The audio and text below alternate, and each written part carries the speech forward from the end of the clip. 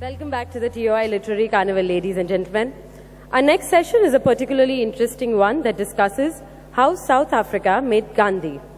Ramchandra Guha, who is here with us, will reveal new details on the making of the Mahatma. Ramchandra Guha is an award-winning historian and biographer based in Bangalore.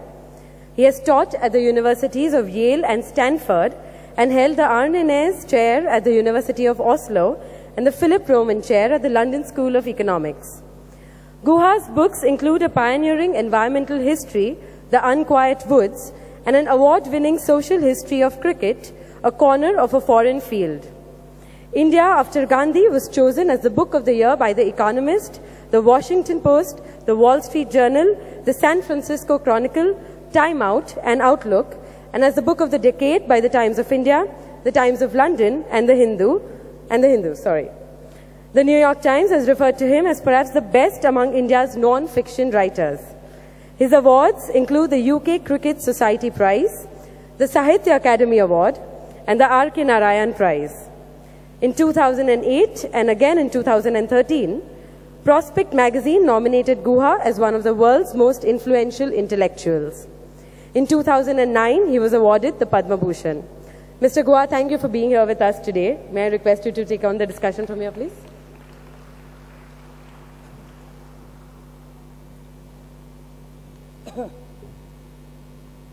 Thank you. And thank you all for coming here today.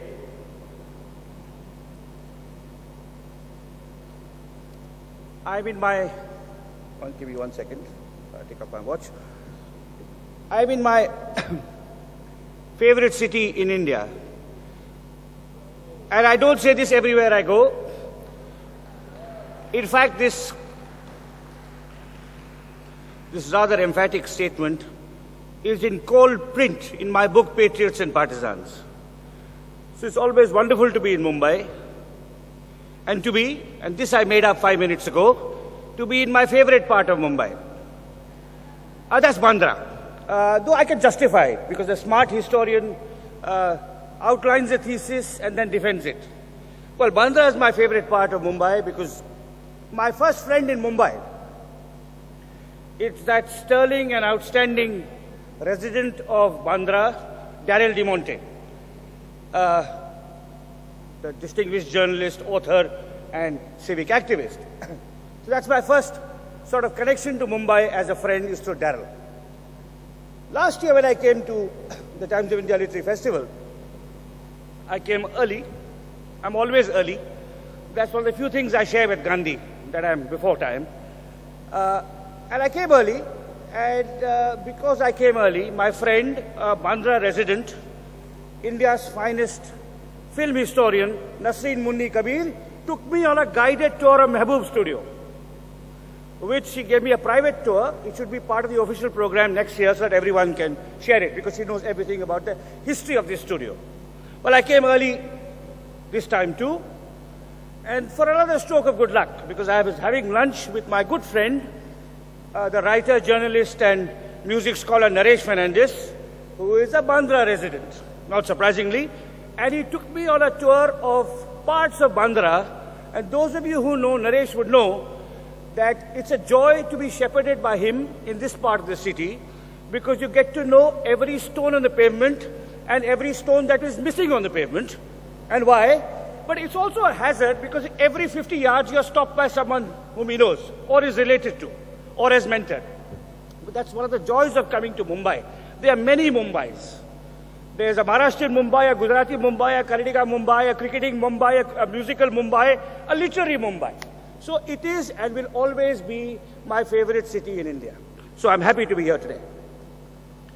It's a city, of course,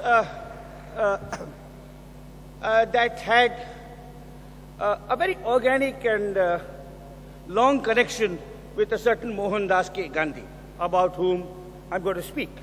And in the course of my talk, I may here and there mention his connection to the city of Mumbai. But I'll begin with two questions that I've often been asked in the course of writing what is going to be a 2-volume biography of Gandhi. And they're both important and legitimate questions. The first question is, why did I Ramachandra Guha, choose to write the 5,000th book on Gandhi? And I'm going to give you a personal answer. I chose to write a book on Gandhi because Gandhi has shadowed me all my professional life. I began as a historian of the environment a long time ago, before some of you in this room were born. And my doctoral dissertation was a study of the pioneering environmental movement in the Garhwal Himalaya, the Chipko Andolan. And Chipko's two most important and charismatic leaders, Sundarlal Bahuguna and Jayaprakash Narayan and Chandi Prasad Bhatt, had been nurtured in the tradition of the Gandhian movement. Although they had not met Gandhi personally, Sundarlal was inspired by Gandhi's follower, Vinoba Bhave. And Chandi Prasad was inspired by Gandhi's other follower, Jayaprakash Narayan. So in their work, in their struggle, in their activism, I saw something of the living spirit of Gandhi. Well, while doing my doctoral dissertation, I went to Ahmedabad, where I fell in love. And to those people who assume that my reservations about Narendra Modi are somehow part of a larger hatred for Gujarat, let me tell you that just as Mumbai is my favorite town in India, Gujarat is my favorite state in India, not least because I fell in love in Gujarat, and because the two greatest living Gandhians live in Gujarat, and I'm proud to count them as among my acquaintances. I wouldn't dare to say friends, but I've been inspired by their work and the way they've carried on Gandhi's legacy in their own life. And these are Ela Bhatt of the Self-Employed Women's Association and the great Gandhian scholar and activist Narayan Bhai Desai. So, in my work as an environmental researcher, I came across Gandhi. Then I wrote a book on the British anthropologist Verrier Elwin, who abandoned British nationality to become an Indian, exchanged the life of an Oxford Don to live among Adivasi people, partly inspired by Gandhi. Elwin was a kind of a rebellious adopted son of the Mahatma. Although the Mahatma encouraged him to give up conversion work, although he became an Indian because of the Mahatma's example, when he worked with tribal people, he was absolutely disenchanted by Gandhi's emphasis on prohibition and on celibacy, which he found problematic for himself and, of course, for the Adivasis with whom he lived. So here was Gandhi again, not as a shining example as he had been for the Chipko movement leaders, but as a kind of ambivalent, inspiring, but sometimes repressive father figure. Then I moved on to write on cricket. And I wrote a social history of the sport, much of which is centered in this city. Now, my friend Munni Kabir, the film historian, tells me that Gandhi is supposed to have watched one feature film in his life, and he may have fallen asleep halfway. Well, that's better than his record so far as cricket goes, because there is no record that he watched a cricket match. Unlike the great Nelson Mandela, Gandhi had no softer side to him. Mandela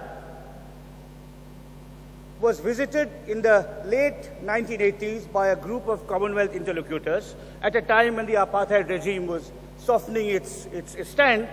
And when he met these people, who included the Australian Prime Minister, his first question was, is Don Bradman still alive?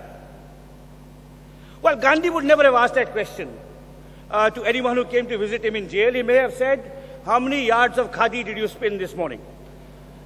So Gandhi had no interest in film or in cricket or in music. And yet, when I came to compile the index of my book, A Corner of a Foreign Field, I found that there were some 46 index entries to Gandhi.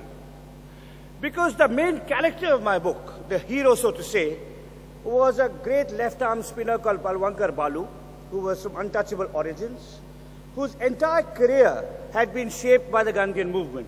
Because of Gandhi, he had got recognition among the caste-bound Hindus of Mumbai. Because of Gandhi, he had entered public service and actually played an important role in the mediation between Gandhi and Ambedkar in the Pune Pact. You know, the pentangular tournament, which is played in this city between Hindus, Muslims, Parsis, Europeans, and the rest, was the one sporting context that Gandhi commented on adversely, because he felt that in a climate of mutual suspicion and communal rivalry, there should be no sporting tournament on religious lines. So it was the intervention by Gandhi that allowed Dalit cricketers to be accorded the respect they deserved, and later it was a further intervention by Gandhi that led to the dismantling of the pentangular tournament. So although Gandhi never played cricket, never watched cricket, when I wrote a social history of cricket, Gandhi was everywhere. So I said, look, I must settle my accounts with this man. All my professional career, whether I work on the environment or on literature or on anthropology or cricket, I encounter Gandhi.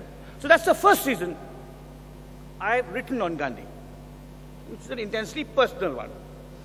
The second question, which is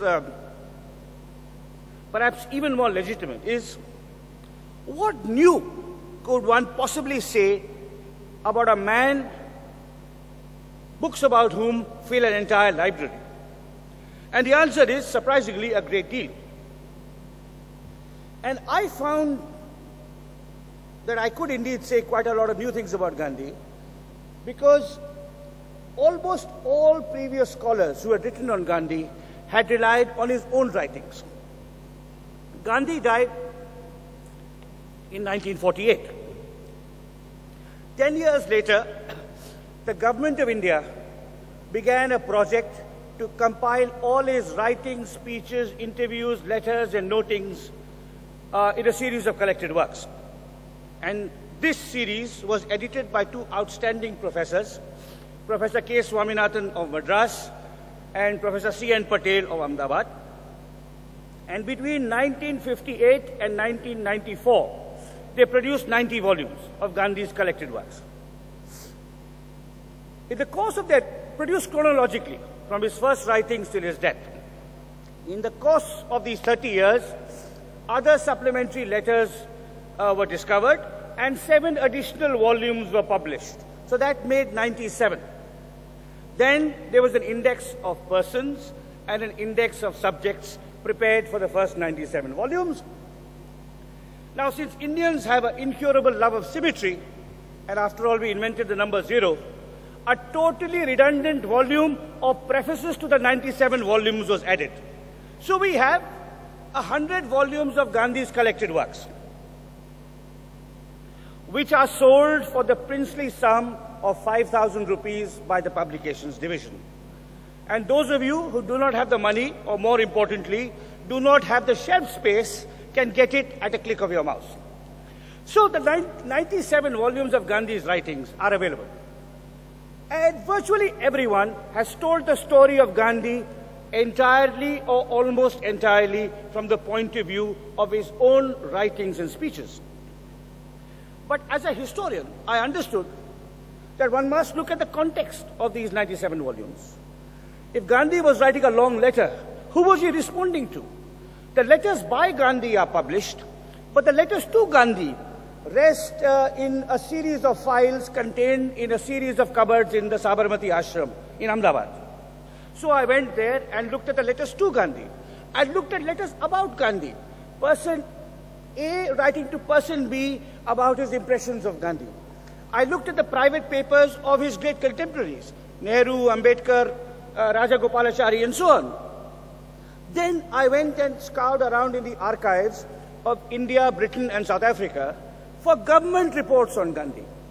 From the time of his first struggles in South Africa in the 1890s till his death 50 years later, Gandhi was the most important rebel of the British Raj, and the Raj had excellent intelligence gathering abilities and followed his career and his moves and his meetings and what he was doing and his visitors on a day-to-day basis. And these records exist, but no one had really cared to look at them.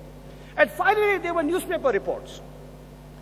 From local newspapers like the Kathiawar Times to great international titles like the New York Times, wherever Gandhi went, people were writing about him, with appreciation, with derision, with speculation. There were letters about him. You had fascinating reports about how the crowds were perceiving him. if you follow the reports, for example, in the Bombay Chronicle, a now sadly defunct paper, the reports in the Bombay Chronicle of the Salt March, you'll see at every village how people are responding to him. Who turns their back, who applauds, who shows a black flag, because some of the things Gandhi did were controversial and so on.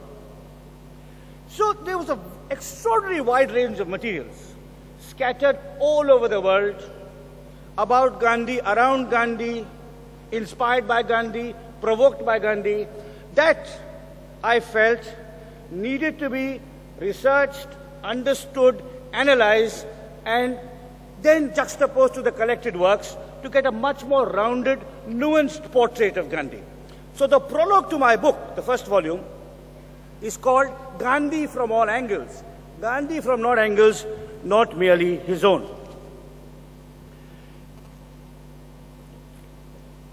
Gandhi before India, which is volume 1, starts with his birth in Gujarat in October 1869 and ends with his departure from South Africa, when he takes a ship from Cape Town in July 1914. And this is more than half his life. He was 44 when he left South Africa. He was 78 when he died. And yet, although the period he spent out before India, that's in Gujarat, South Africa, and London, covers more than half his life, he usually gets about 10 or 20% of the attention in most studies of Gandhi. And I think that's unfortunate, and that's the reason I've written this book.